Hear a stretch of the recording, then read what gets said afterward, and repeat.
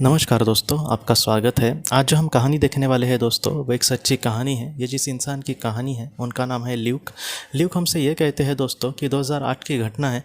वो ये कहते हैं कि उनकी एक सर्जरी होनी थी, उनका एक ऑपरेशन होना था और इस वजह से वो अस्पताल में भर्ती हुए थे। जब वो अस्पताल में भर्ती हुए थे दोस्तों, तब उनके सामने के वार्ड में कुछ एक ऐसा इंसान जो थोड़ा सा जल गया था, उसको एडमिट वहाँ पर किया था और वो बेचारा, उसको बहुत ज़्यादा दर्द हो रहा था। ल्यूक ये कहते हैं कि उसको देखने के बाद मुझे बहुत ही ज़्यादा दुख हो रहा था। और बाद में ल्यूक ये कहते हैं कि अगले दिन उनको ऑपरेशन के लिए लेकर जाया गया।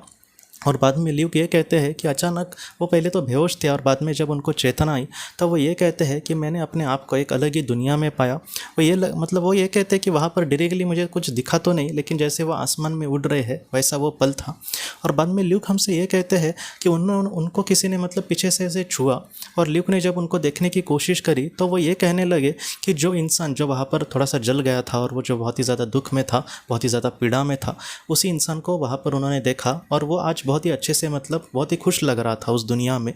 और उस इंसान ने ल्यूक को ये कहा कि तुम बहुत ही कम समय के लिए यहाँ आए हो मेरे दोस्त, तुम्हें अभी फिर से पृथ्वी पर जाना होगा और अपना जो कर्तव्य है बहुत ही अच्छे से निभाना होगा।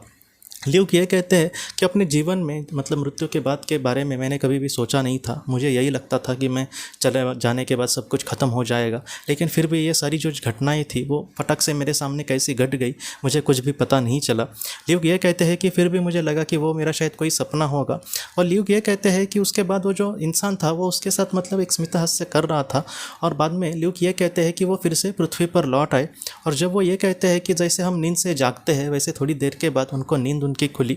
और वो जब नींद खुली तब उनका ऑपरेशन होकर कुछ घंटे गए थे और सारे इनके जो रिश्तेदार थे वो इनके होश आने का इंतज़ार कर रहे थे। और बाद में वो ठीक हो गए दोस्तों।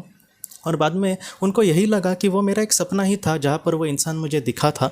और बाद में दोस्तों जब वे होश पर आए और नॉर्मली जैसे बात हुई उसके घर वालों के साथ ल्यूक की, तब ल्यूक ने बाद में ये कहा कि मुझे एक सपना आया था और उस सपने में वो सामने वाला जो वार्ड का इंसान है जो थोड़ा सा जल गया था उसके बारे में मैंने सपना देखा था। तो इसलिए वो एक हंसने लगे कि देखो ना, मुझे ऐसा सपना पड़ा था। तब इनका जो बेटा था दोस्तों जो हॉस्पिटल में आया था पापा से मिलने के लिए, उसने ये कहा जब उन्हें ऑपरेशन थिएटर लेकर जा रहे थे उसी वक्त उस इंसान की मृत्यु हो गई थी, क्योंकि वो जिस तरीके से जला था उस तरीके से वो बचना बहुत ही मुश्किल था। डॉक्टरों ने प्रयास किया लेकिन फिर भी वो बच नहीं पाया, ऐसे उसके बेटे ने कहा। तभी भी ल्यूक को यही लगा कि ये फिर भी एक सपना होगा या फिर मैंने जिस तरीके से देखा होगा उस तरीके से उनको लगा। और इस तरीके से वो बोलते हैं कि मैं इस बात को भी बाद में मैं ठीक हो गया, अपने घर पर चला गया, मेरी रोज़ की ज़िंदगी चालू हो गई। इस तरीके से उनका ज़िंदगी चालू था। लेकिन बाद में दोस्तों उनको ये पता चला कि एनडीई, ऐसे बहुत सारे एनडीई जिन्होंने मौत को करीब से देखा है उसको एनडीई ही बोला जाता है, नियर डेथ एक्सपीरियंस। ऐसे नियर डेथ एक्सपीरियंस में बहुत सारे लोगों ने, ज़्यादातर दुर्घटना में या फिर बहुत सारे लोगों ने, जब उनका ऑपरेशन चालू था तभी भी ऐसे बहुत सारे एनडीईज का अनुभव बहुत सारे लोगों को हुआ। और उसमें भी उन्होंने ज़्यादातर ऐसे ही लोगों को देखा जो लोग इस दुनिया में नहीं थे। लेकिन एनडीई में ज़्यादातर ऐसे लोगों ने अपने करीबी किसी रिश्तेदारों को वगैरह देखा था, ऐसे किसी एक इंसान को नहीं देखा जिनको वो जानते नहीं थे। लेकिन तब ल्यूक को पता चला कि मुझे जो मैंने देखा था वो मेरा एनडीई ही हो सकता है और वही इंसान मुझे उस दुनिया में दिखा होगा। इसका दूसरा भी कारण यह है दोस्तों कि ल्यूक ये भी कहते हैं कि जब उसको अस्पताल में भर्ती किया गया था तब वो बहुत ही ज़्यादा पीड़ा में था और मुझे भी लग रहा था उस वक्त कि काश इसकी पीड़ा दूर हो जाए। इसलिए भी हो सकता है कि वो इंसान वहाँ पर उनको दिखा होगा, क्योंकि वो कहीं ना कहीं इनको कहने की भी कोशिश कर रहे हैं कि मैं उस दुनिया में सच में बहुत ही खुश हूँ। पहले जैसे वो पीड़ा में था और बहुत ही दुख में था, उससे अब वो परे दूर चला गया है। और इस तरीके से ल्यूक ने बाद में जो उसको ठीक लगा वही किया और मुझे भी वही अच्छा लगा कि उसने उसके परिवार को साथ संपर्क किया और कहा कि आपके जो करीबी इंसान थे वो जलकर इस दुनिया से चले गए थे, आज वो इस दुनिया से एक सुंदर दुनिया में पहुँच गए हैं और वहाँ पर वो बहुत ही खुश है, क्योंकि मुझे उनको इस तरीके से संदेश मिले थे। हाँ, उस वक्त वो मुझे समझाने की कुछ कोशिश कर रहे थे, लेकिन मैं उस वक्त अच्छे से समझ नहीं पाया। लेकिन आज मुझे समझ गया है कि कहीं ना कहीं इस दुनिया के परे जो दुनिया होती है वो सच में बहुत ही सुंदर है। और यहाँ पर जिस तरीके से हम दर्द में या फिर पीड़ा में होते हैं वहाँ पर वैसी ज़रा भी कोई भी पीड़ा नहीं होती। इसलिए जितना हो सके इस जीवन में हमें हमारा जो कर्तव्य है वो बहुत ही अच्छे से अगर हम करेंगे तो इस दुनिया के परे जाकर हम बहुत ही अच्छी ज़िंदगी ज़रूर जी सकते हैं।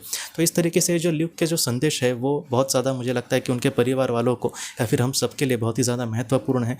इस दुनिया में हो सकता है कि हम बहुत ही ज़्यादा दुख में हो, लेकिन इसके परे जो दुनिया है वहाँ पर अगर हमारे अच्छे कर्म होंगे तो हमारी जो आत्मा है वो बहुत ही सुंदर जगह पर वहाँ पर रहेगी दोस्तों। तो दोस्तों हम अपने अगली वीडियो में किसी नए विषय को लेकर मिलेंगे। तब तक आप अपने परिवार का ख्याल रखना। आपका बहुत बहुत धन्यवाद। ज़िंदगी की रोशनी ये एक कंसल्टेंसी है जो ऐसे लोगों को मदद करने की कोशिश करती है जिन्होंने किसी अपने को खोया है या फिर जो लोग अपने जीवन में बहुत ही ज़्यादा दुखी है। जो लोग इस संस्था के साथ जुड़ते हैं उन्हें पास्ट लाइफ रिग्रेशन की ऑडियोज़ भेजी जाएगी, जिससे घर बैठे वह पास्ट लाइफ रिग्रेशन का अभ्यास कर सकते हैं। और उन्हें 5 मेडिटेशन ध्यान की भी ऑडियोज़ भेजी जाएगी और इसके साथ साथ उन्हें PDF किताबें भेजी जाएंगी जो हिंदी और अंग्रेज़ी में है, जो मोबाइल पर या फिर लैपटॉप पर आप उसे पढ़ सकते हैं। और 10 ऑडियो बुक्स भी आपको भेजी जाएंगी। तो दोस्तों, अगर आप इस संस्था के साथ जुड़ना चाहते हैं तो कृपया इस नंबर पे व्हाट्सएप मैसेज करें। आपका बहुत बहुत धन्यवाद।